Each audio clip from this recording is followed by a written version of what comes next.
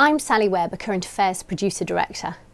It's here in the Edit Suite that you bring all the material you've shot and try and put it together in a way that makes sense for the viewer.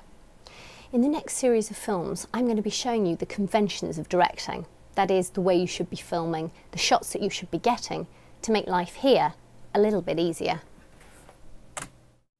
To edit sequences, you need lots of different shot sizes to be able to edit a sequence.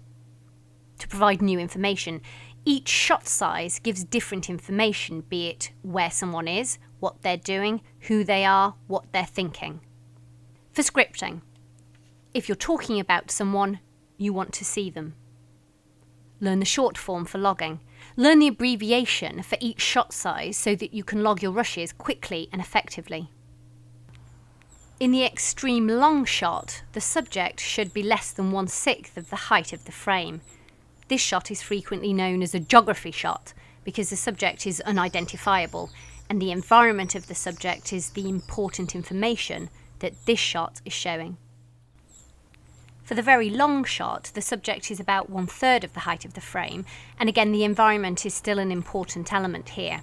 However, you can discern the gender of the subject, although any activity can't really be recognised. For the long shot, the subject covers the entire frame, but there should be good headroom and footroom.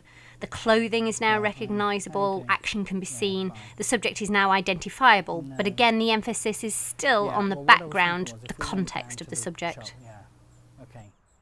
For the medium-long shot, this example cuts below the knee, and this is the appropriate framing if the subject is going to be moving. It's a good shot size for filming activity, but you can't really see the eyes at this stage. Make sure you leave walking space if they're going to move.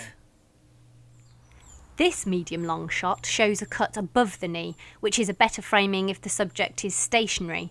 But as you see when the subject moves, it doesn't look as natural as cutting below the knee, as you need to see a joint for movement. There's a danger it'll look like a floating torso if you can't see the joint.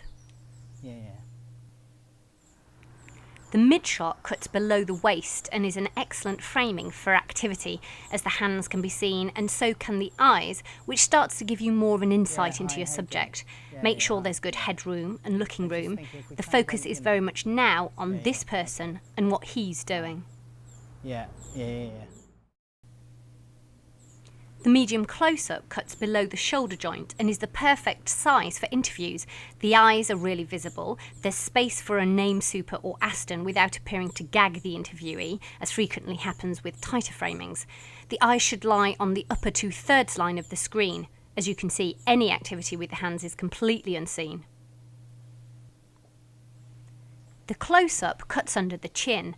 The focus is very much on the eyes and mouth. This is a good shot size for really showing who someone is and what they might be thinking. But be careful if you use it for interviews that require a name super or Aston, as the interviewee will appear gagged. They may also go in and out of shot as the framing's quite tight. The big close-up cuts the brow and chin. The eyebrows are now very prominent and any movement of the eyes is really exaggerated. It's quite an unnatural framing from the sense that to see someone this way in real life, you'd have to be extraordinarily close to them. But it can be very dramatic if that's the purpose. The same problems of gagging and moving in and out of frame apply if you use it for an interview. The extreme close-up is essentially just the eyes and sometimes the nose.